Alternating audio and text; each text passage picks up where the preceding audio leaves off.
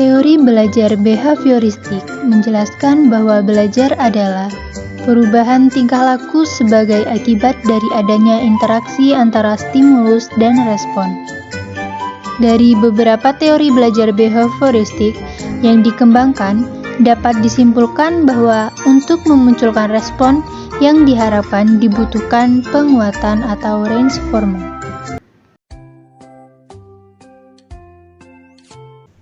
Assalamualaikum Tika, apa kabar hari ini? Waalaikumsalam Bu, baik Bu. Sehat? Sehat. Tika tadi dari mana? Dari rumah atau dari mana? Dari rumah.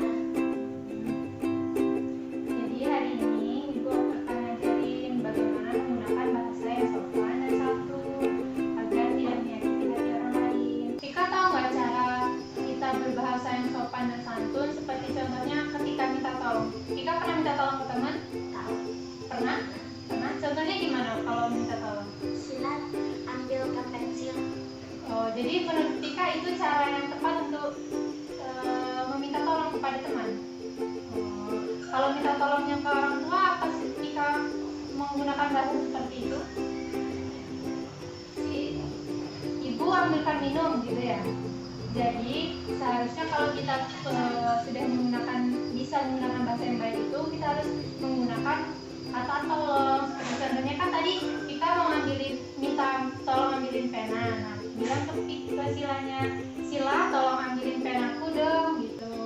Nah, terus kalau minta tolong ke orang tua, ke orang yang lebih tua, kita harus bilangnya, Ibu tolong ambilin minum dong gitu.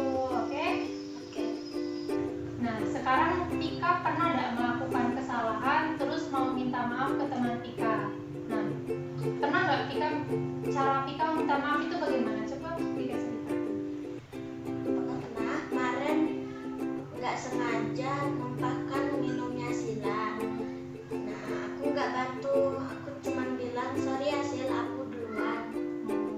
Nggak dibantu beres-bereskan karena numpahkan itu tadi? Enggak. Seharusnya kalau Tika ini ngelakuin kesalahan terus minta maafnya harus dengan bahasa yang sopan, terus juga harus dibantu temannya. Jadi Tika harus minta maaf gini, maaf ya Sila, aku tidak sengaja menumpahkan minumanmu tadi. Nah, sini aku bantu bersihkan, aku tadi tidak sengaja menyenggolnya gitu. Oke? Oke Bu. Nah, itu tadi kan udah Ibu jelaskan tentang bagaimana mengucapkan kata tolong dan minta maaf. Sekarang coba Tika ulangin bagaimana caranya tadi. Kalau minta tolong duluan. Sila tolong ambilkan pena. Kalau ke Ibu harus gunakan bahasa gimana? Ibu minta tolong ambilkan minum. Ya. Terus kalau minta maaf, Kalau minta maaf, Sila maaf ya aku tadi tidak sengaja, sini aku bantuin. nah sekarang Tika sudah tahu kan bagaimana cara meminta tolong dan minta maaf kepada teman atau kepada orang yang lebih tua dari kita. Harus menggunakan bahasa yang bagus juga dengan kata maaf dan juga kata tolong. Ya. Nah, karena Tika sudah menjawab dengan benar, ini Ibu kasih hadiah. Hore. Nah, sekarang kalau udah dikasih hadiah bilang apa? Terima kasih. Nah, ini dia.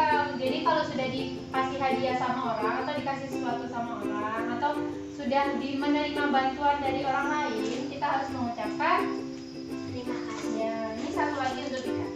Terima kasih Bu. Sama-sama.